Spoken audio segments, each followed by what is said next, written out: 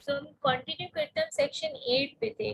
Section 8 जो है वो इस एक्ट का क्या डिस्क्राइब करे कि प्रोसीजर प्रिसाइज वे में, जिसके 4 मेन क्लॉजेस हैं कि क्या प्रोसीजर फॉलो होगा। इसकी हेडिंग भी जो है प्रोसीजर से रिलेटेड ही होगी।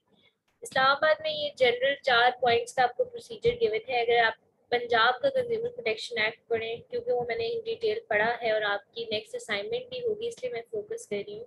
उसमें प्रोसीजर के पॉइंट्स काफ़ी डिटेल्ड है, तो वो जब आप पढ़ते हैं तो वो भी अगर आप एप्लीकेबल करना चाहें कि इस तरह के कुछ सिनेरियो जो इस्लामाबाद में वो हो सकते हैं।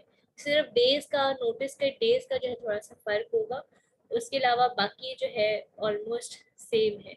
तो अगर आपको कोई चीज़ समझ ना आ रही और आप चाहें कि हम थोड़ा सा एक्सप्लेन्ड वर्जन पढ़ लें इसके टेक्स्ट का, तो वो डिफरेंट जो प्रोविंसेस के एक्ट्स हैं वहाँ से आप देख सकते हैं, वहाँ से आपको हेल्प मिल सकती है। होगा क्या कि अगर कोई अनफेयर ट्रेड प्रैक्टिस हो गई है और आप विक्टिम है being consumer, please mute your mic Zubair and Tahreen Afraz.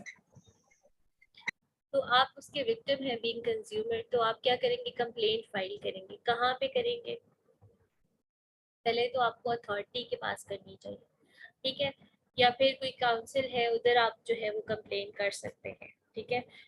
For example आपने काउंसिल के पास जो है वो अपनी कंप्लेंट फाइल कर दी, ठीक है, और कंप्लेंट जो है अब काउंसिल आपको रिकमेंड करती है कि आप डायरेक्टली अथॉरिटीज के पास जाएं या फिर वो खुद ही वो अथॉरिटी को केस मूव कर देती है, ठीक है। तो इसमें एक चीज आपने इंश्योर करनी है, तो इंश्योर क्या करनी है कि आपने उस मैन्युफैक्चरर को जिससे आपने चीज ली है एक नोटिस दिया हुआ हो, ठीक है।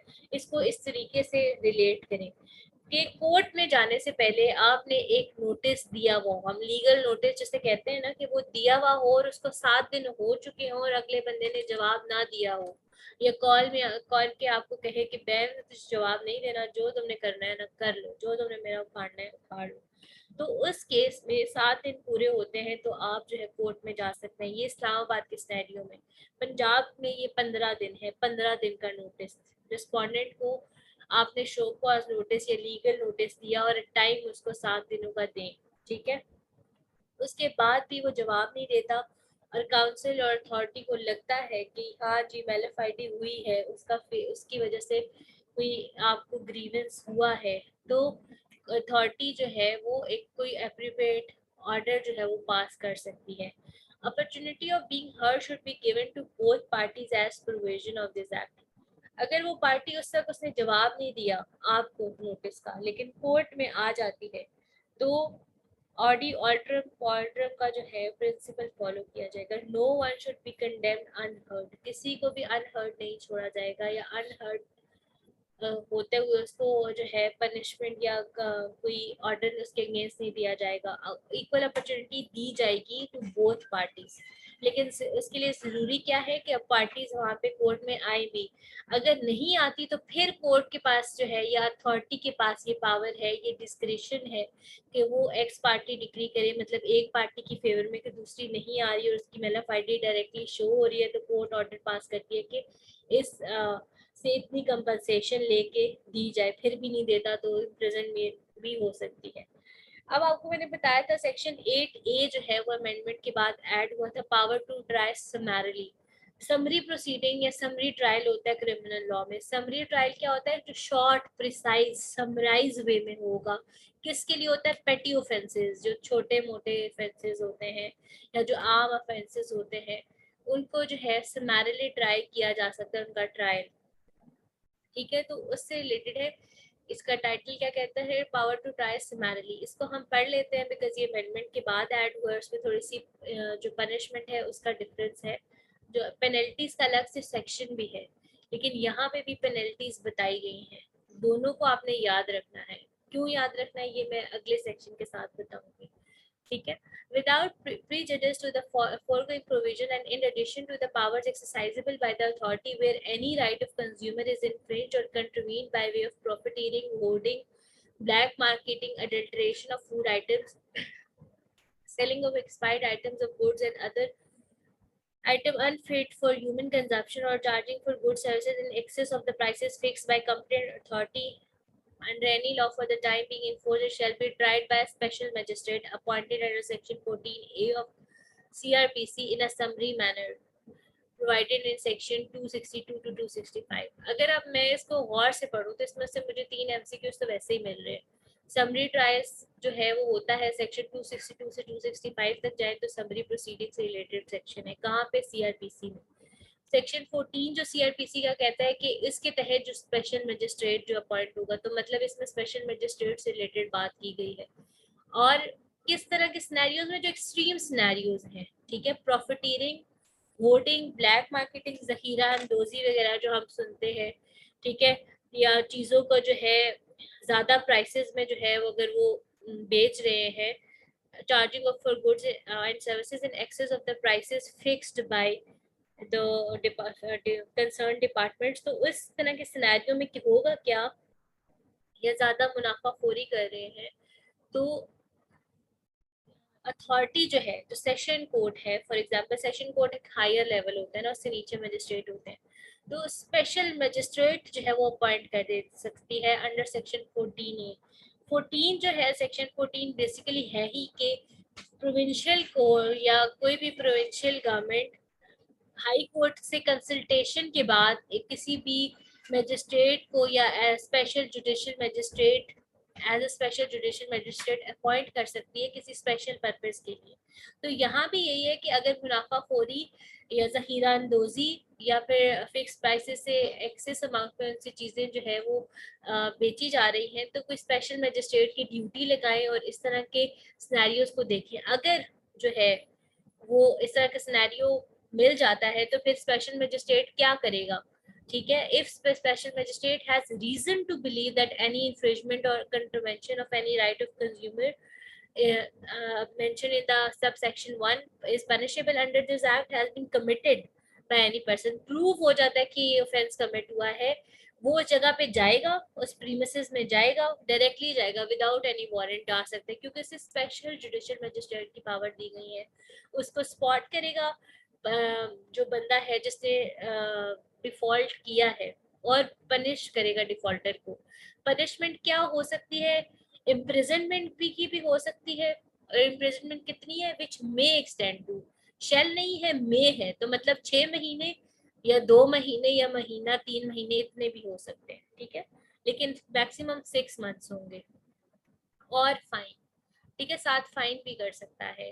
एंड नहीं है, एंड होता तो दोनों चीजें एक साथ करता। यहाँ पे है कि imprisonment which may extend to 6 months और fine which may extend to 50,000 rupees और with both, ठीक है, 50,000 तक का फाइन कर सकता है। फिर ये जो पैसों वाली बात होती है, बेसिकली पिक्यूनरी लिमिट होती है। अगर आपसे कोई पूछे कि इस्लामाबाद में कंज्यूमर प्रोटेक्शन एक्ट में कितनी पिक्यूनरी लिमिट है, तो आप कह सकते हैं मैक्सिमम कितनी है, तो वो 50,000 रुपीज है, क्योंकि बाकी किसी सेक्शन में 50 में नहीं बात की गई, 30 और 40 की बात की गई है। यही 50,000 रुपीज अगर आप देखेंगे पंजाब में, तो उसमें पिक्यूनरी लिमिट जो है मैक्सिमम ज्यादा है, मिनिमम जो कम है कि कम से कम कितनी सजा या कितनी पनिशमेंट दे सकते हैं, कितनी फाइन कर सकते हैं, और मैक्सिमम ये होती है पिक्यूनरी लिमिट की मैक्सिमम कितना फाइन या जो है वो उस पनिशमेंट जो है उसको की जा सकती है। पिक्यूनरी लिमिट सिर्फ पैसों से रिलेटेड है, इम्प्रिजनमेंट एक अलग जो है वो पनिशमेंट है उसकी, ठीक है। और इसमें एक और चीज़, हम कुछ अर्सा पहले जिन्होंने आपको बेल पे लेक्चर डिलीवर किया था सर कैसर, उनसे डिस्कस कर रहे थे कि जनरली डैमेजेस या कंपनसेशन या फाइन ही किया जाता है जो दूसरी पार्टी को एज अ कंपनसेशन मिलती है, इम्प्रिजनमेंट नहीं दी जाती। क्यों नहीं दी जाती? क्योंकि जो वकील होता है उससे पहले वो चार्ज ही फ्रेम नहीं कराता। जब तक चार्ज फ्रेम नहीं होगा क्रिमिनल ट्रायल स्टार्ट नहीं होगा, तो जब तक क्रिमिनल ट्रायल स्टार्ट नहीं होगा फिर इम्प्रिजनमेंट वाली पनिशमेंट नहीं दी जाएगी।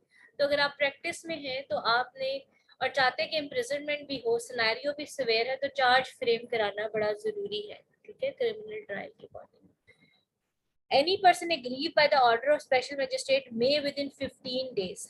अब जो अपील का स्पेसिफिक सेक्शन है इस्लामाबाद वाले में, उसमें कोई डेज नहीं लिखे हुए, पंजाब वाले में लिखा हुआ है 30 दिन के अंदर आप अपील कर सकते हैं। और जनरली अगर स्पेशल लॉ है और उसमें टाइम पीरियड या कोई चीज मिसिंग है, तो हम वैसे जो जनरल हमारा सिविल प्रोसीजर कोड है उसको, या क्रिमिनल है तो क्रिमिनल प्रोसीजर कोड को फॉलो करते हैं, उसमें 30 दिन है जनरल जो सबसे कम है जिसमें आप अपील कर सकते हैं।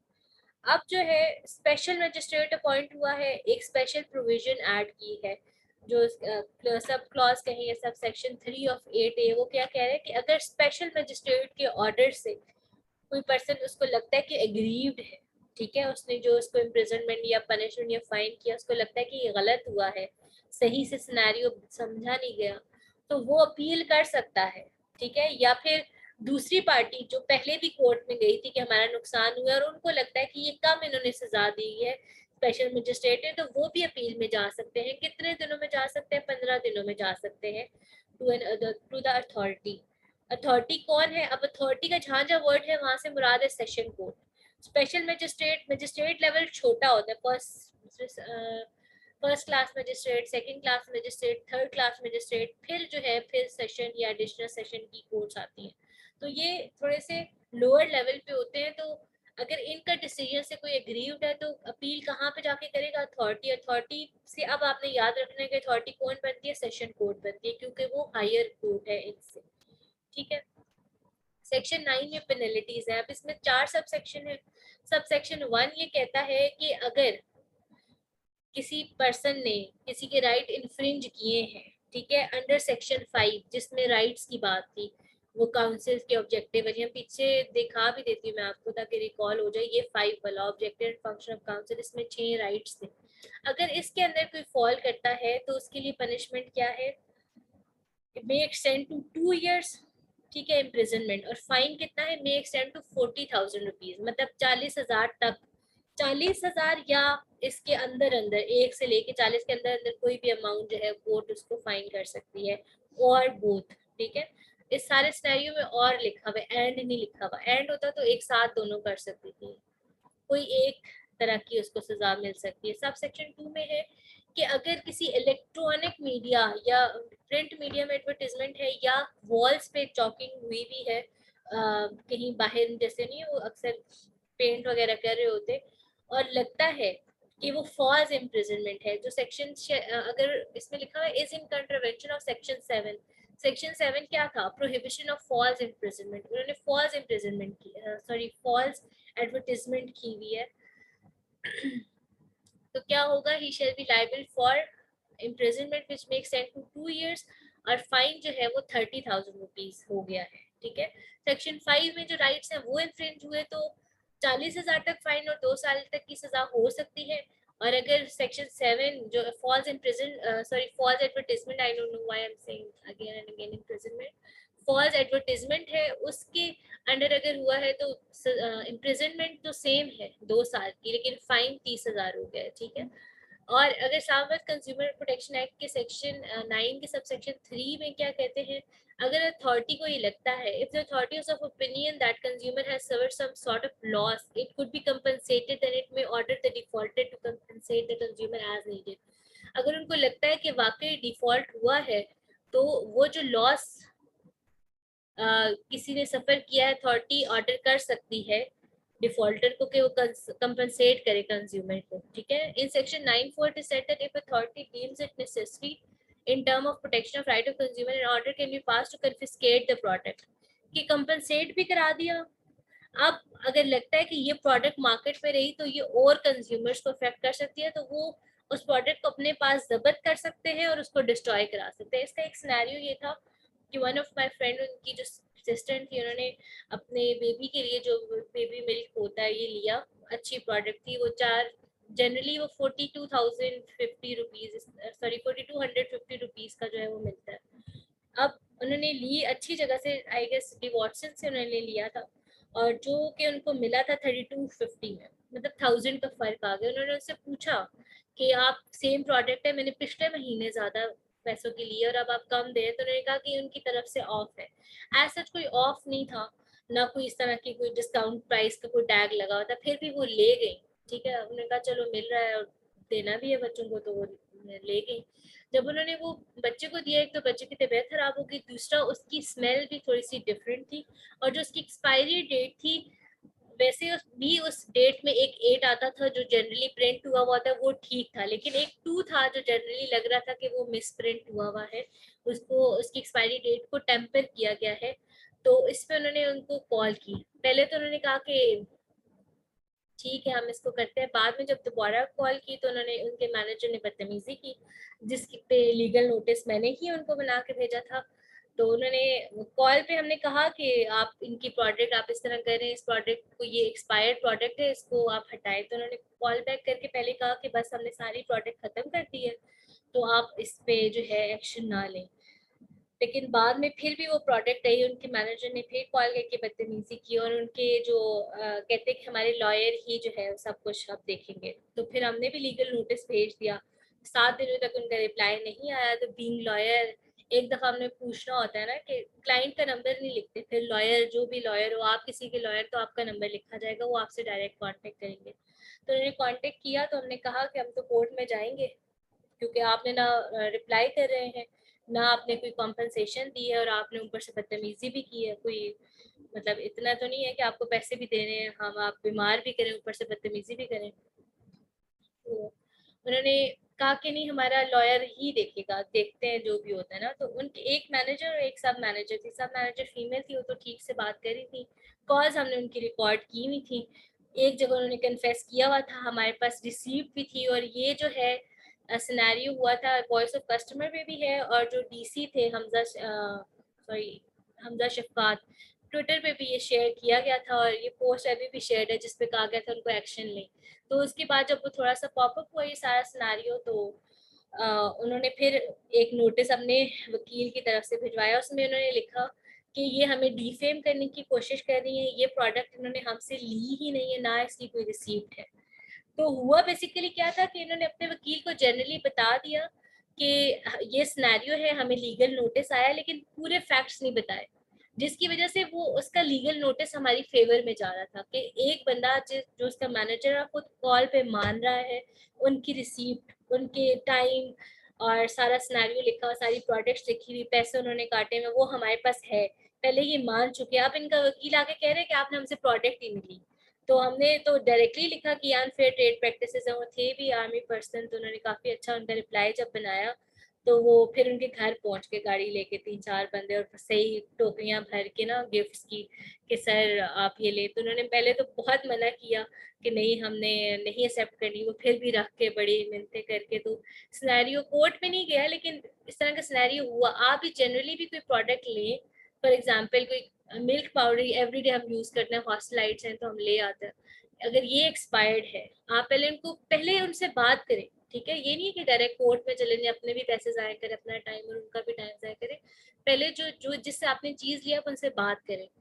नहीं सुनते, मानते ही नहीं है, तो फिर आप उनको एक लीगल नोटिस दें। लीगल नोटिस देने के बाद भी थोड़े दिन सुकून से बैठ जाए, ठीक है? फिर भी वो आगे से जवाब नहीं देते या बदतमीजी करना है, फिर आपको लगता है कि आपकी तो बड़ी इंसल्ट हो गई और आपका बड़ा नुकसान हो गया, और आप कोर्ट में जाना चाहते हैं, तो आप ये वो पॉइंट है जब आप कोर्ट में जा सकते हैं, ठीक है? तो बीइंग अ लॉयर और बीइंग अ कंज्यूमर, दोनों सिनेरियोज आपके साथ मैंने शेयर कर दिए हैं। तो दोनों सिचुएशन में आपने किस तरह से एक्ट करना है ये आप खुद डिसाइड करेंगे, लेकिन सिनेरियो और जो लॉ है वो मैंने आपके सामने जो है वो समझा दिया है। अब हम जाते हैं सेक्शन 10 पे। सेक्शन 10 अपील से रिलेटेड है। इसका मैंने आपको पहले भी बताया कि इसमें डेज नहीं लिखे हुए, ये लिखा हुआ है कि हाई कोर्ट पे अपील होगी अगर अथॉरिटी के किसी ऑर्डर, क्योंकि सेशन कोर्ट है ना, मजिस्ट्रेट की कोर्ट फिर सेशन कोर्ट। अब सेशन कोर्ट से ऊपर कौन है? High court. तो कहते हैं कि अगर अपील आप कर सकते हैं किसके अगेंस्ट? अथॉरिटी ने जो ऑर्डर पास किया है, जो जजमेंट पास की, आपको लगता है कि आप एग्रीव्ड हैं, तो उसकी अपील आप हाई कोर्ट में कर सकते हैं, ठीक है?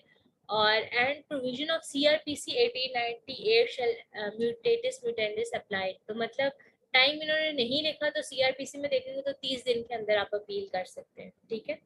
Section 10 of this act does not explain the limitation of days to file an appeal. ये पॉइंट मैं आपको बता चुकी हूँ। लेकिन जो सेक्शन 8A है वो ये कहता है कि अगर मजिस्ट्रेट की से के ऑर्डर से आप एग्रीव्ड फील कर रहे हैं, तो आप और अपील करना चाहते हैं, तो आप कितने दिनों में अपील कर सकते हैं? 15 दिनों में। और किसको कर सकते हैं? अथॉरिटी को। और अथॉरिटी कौन है? सेशन कोर्ट है।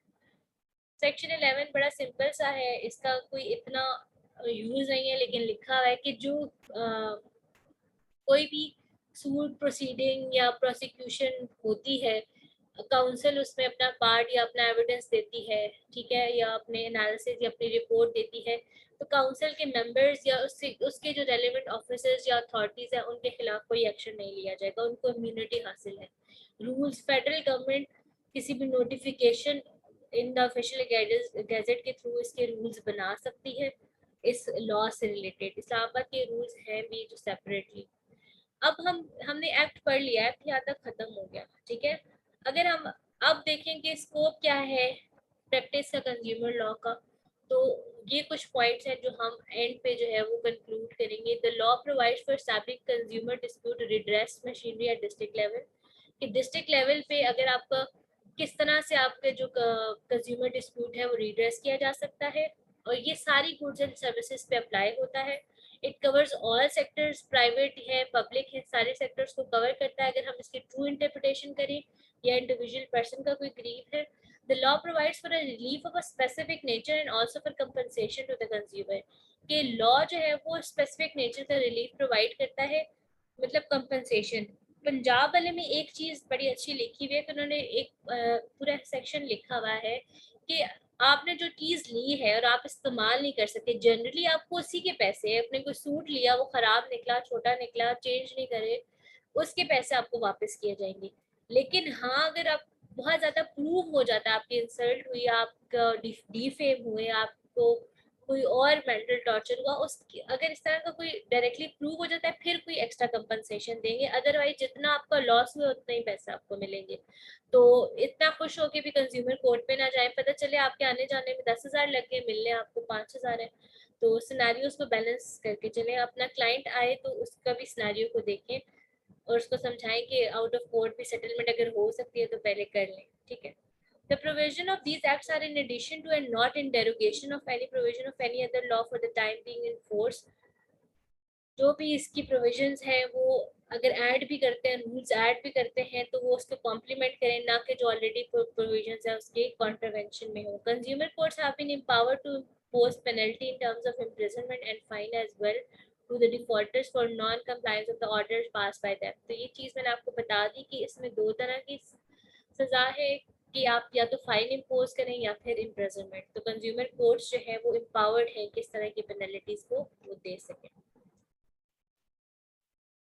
आप कब अब अगर आप पूरे इस लेक्चर को कंक्लूड करें, एक दफा फिर से रिपीट करें कुछ मेन चीजें, तो आप कब कंज्यूमर जो है कब एक्सेस कर सकता है डिस्ट्रिक्ट कंज्यूमर कोर्ट को, समरी पॉइंट्स जो है। अगर according to consumer laws a consumer should go to district consumer court अगर कोई illegal, fake, bad quality, expire products market में सेल की गई है, if received is not provided by the shopkeeper, अगर रेट लिस्ट नहीं डिस्प्ले, बिकॉज पंजाब वाले में क्लियरली लिखा हुआ है कि रेट लिस्ट डिस्प्ले होनी चाहिए, इसी वजह से जगह जगह रेट्स लगाए होते हैं, बड़े बड़े जो मार्ट्स होते हैं, ये मॉल होते हैं, इनमें लगाए गए होते हैं। ये कोई खुशी से नहीं लगाए होते, बल्कि लॉ कहता है, उनका सेटअप इतना बड़ा होता है तो उन्होंने लॉ जरा स्ट्रिक्टली फॉलो कर रहे होते हैं। If the consumer has any complaint against the warranty of any product he has purchased, तब वो consumer court में जा सकता है। If the manufacturing date, expiry date, and ingredients are not mentioned over packing, manufacturing date, expiry date और ingredients mention ही नहीं है पैकिंग पे, तब भी वो कंज्यूमर कोर्ट में जा सकता है। इफ एनी प्रोडक्ट, कौन जा सकता है, कंज्यूमर जा सकता है। If any product is being sold through false advertisement, false advertisement ये जो इंस्टाग्राम के पेजेस वगैरह पे प्रोडक्ट आप मंगा लेते हैं और उनकी आपको कहीं आउटलेट नजर आती है तो बस नोटिस भेज दिया करें ट्रेस करके कि इन्होंने गलत चीज भेजी, अक्सर गलत ही आती है। If the consumer has experienced bad services by any government or private organization or individual, bad services पे है, तो तब भी वो being consumer जो है consumer court में जा सकता है। If there is an absence of clear policy regarding the purchasing and returning of product, कि उन्होंने कहा कि वापस नहीं होगी प्रोडक्ट लेकिन क्लियरली मेंशन नहीं किया। अभी सेल पे आप जाते हैं ना, फॉर एग्जांपल बीचरी पे जाते हैं, आउटफिटर पे जाते हैं, उन्होंने अब थोड़ी सी पॉलिसी और क्लियर करके की है कि आपने एक दफ़ा वो प्रोडक्ट ली और उसकी रिसीप्ट कट गई, ठीक है, पैसे कपड़े लिए, ज्वेलरी ली, शूज लिए, रिसीप्ट कट गई, आप उधर ही खड़े हुए हैं तब भी आप रिटर्न नहीं कर सकते। अदरवाइज रिटर्निंग या पॉलिसी थोड़ी सी ऐसी होती है कि आप उसमें थोड़ा सा एडअप कर सकते हैं, लेकिन अगर वो क्लियर नहीं है और आपको लगता है कि वाकई क्लियर नहीं कि आप एग्रीड हैं, तो तब आप कंज्यूमर कोर्ट में जा सकते हैं। बीइंग कंज्यूमर हमारी क्या रिस्पॉन्सिबिलिटीज हैं? सारा हमने दूसरे को दबाना नहीं है, थोड़ी सी हमारी भी रिस्पॉन्सिबिलिटीज हैं कि हम जब भी कोई चीज लें तो हम अवेयर हों, ठीक है। A consumer has to be careful of the safety and quality of product and services before purchasing. Caveat emptor का एक कॉन्सेप्ट है, let the buyer be aware, जो यहाँ पे नहीं लगता, बताने का मकसद ये है, लेकिन उसमें भी वो कॉन्ट्रैक्ट लॉ में है, उसमें भी कहते हैं कि बायर को खुद भी अवेयर होना चाहिए थोड़ा सा। Responsibility to think independently. Consumers should be well bothered about what they want and need and hence make independent choices. Responsibility to speak out. The buyer should be fearless to speak out their problems and tell to trader what they exactly want. कि openly आप बताएं कि आपकी demand क्या है, फिर वो पूरी नहीं होती और उन्होंने पहले कहा था कि ये इसमें फीचर्स हैं और वो नहीं निकलते, तो फिर आप जो है कोर्ट में जा सकते हैं। तो सबसे पहले आप रिस्पॉन्सिबल हो, अवेयर हो उसकी क्वालिटी रिलेटेड, इंडिपेंडेंटली थिंक करें, clearly speak out. Speak out दो सेंस में है, पहले आप अपना जो आपको चीज़ चाहिए, जो प्रॉब्लम्स आपको फेस कर रहे हैं, पहले आपने मंगाया है, कलर फेड हो गया, कोई और चीज़ है, वो मसले बताएं ताकि अगली दफ़ा वो मसला ना हो, और अगली दफ़ा फिर वो मसला होता है तो फिर भी स्पीक आउट करें, मतलब प्रॉपर एक प्रोसीजर फॉलो करें, ठीक है। Responsibility to complain, it becomes a consumer responsibility to express and file a complaint about their dissatisfaction with goods or services in a sincere and fair manner. ये बहुत बढ़ा चढ़ा के भी ना दें, बता दें कि सिर्फ इसलिए कि आपने दूसरे को टीज करना है क्योंकि उसने आपको इंसल्ट किया है, बल्कि फेयरली, फेयर इनफली जो है वो आप अपनी कंप्लेंट फाइल करें। पाकिस्तान में थोड़ा सा करना पड़ता है जो कि रियल फैक्ट्स है, अदरवाइज दूसरी पार्टी भी ठीक नहीं होती, लेकिन बहुत ज़्यादा भी उस एम्बिट से बाहर ना जाए। Responsibility to be an ethical consumer. Consumer must be fair and not engage themselves with any deceptive practice. कि कोई deceptive practice आप खुद ना कर रहे हो, you should be in a ethical, you should be a ethical consumer. इसके अलावा जो है, बस लास्ट पैराग्राफ हम इसका पढ़ते हैं कि कॉमनली जो है हम जो है हमारा लैक ऑफ इंटरेस्ट और लैक ऑफ नॉलेज है, हम कंज्यूमर लॉ को अंडरस्टैंड नहीं करते, ठीक है। अगर हम इसको अंडरस्टैंड करें, प्रोसीजर फॉलो करें, तो हमारा टाइम भी बच सकता है, पैसे भी बच सकते हैं, ठीक है, और स्पीडी रेमेडी भी हमें मिल सकती है।